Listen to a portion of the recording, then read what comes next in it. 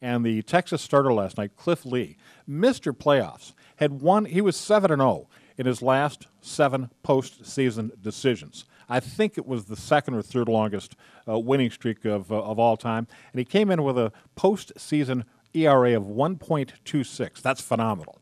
In fact, it's the third lowest earned run average in postseason history, trailing only Christy Mathewson. You know who he is? No, but Christy Mathewson was a great player for the New York Giants in the 1910s and teens, or 19aughts and teens, I should say. we do have a great player on the line, surprise caller. Really? Larry Sorensen. Oh, former outstanding. Major League pitcher, so All we right. can talk about the World That'll be Series great. with Mr. Sorensen. At any rate, Matheson, second lowest postseason ERA of all time at 1.06. And Larry, you'll appreciate this one. Who's got the lowest postseason ERA ever? You want to take a shot at that? I know. I'll go with Christy Mathewson. No, he's second. The only guy lower than Christy Mathewson, Gibson. Sandy. That's a good call. That's a heck of a good call. But it turns out it's Sandy Koufax, and here's his ERA, 0.95. That's just sick. Wow. Yeah, I know, right? So how do you explain? That's not fair. How do you explain, Larry, that you're going to have Cliff Lee coming in there, Mr. Postseason, and just getting, failing to survive the fifth inning last night, just getting lit up? Well, the whole game was just a shock. I mean, I thought Yeah. it was going to be like everybody else. 2-1. I thought it was going to be a 2-1, Yeah. 3-2 Yeah. type of thing, and both guys got lit.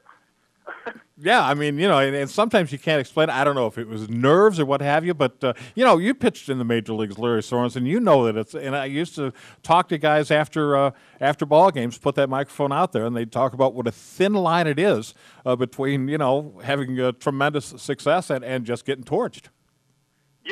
And some days it just doesn't work out, and that's what makes it the great national pastime that it is, because you just never know what's going to happen. There's no way to predict something like that. Every expert in the world thought, like we did, that it was going to be a low-scoring game. Oh, yeah.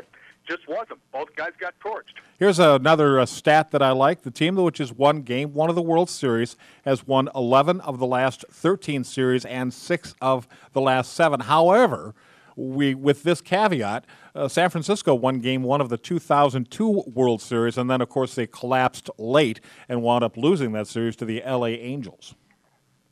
I think that this one's just, you've got to take it one day at a time. Every cliche you can throw out there, you've got to use in this kind of a case, because nobody can predict what's going to happen with these teams right now.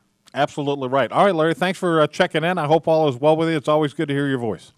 Always a pleasure, Rich. Take care. You bet. Lary Sorensen, former Major League pitcher. I remember him when I covered the Tigers when I was just a little baby reporter, actually working at Whittle here in town.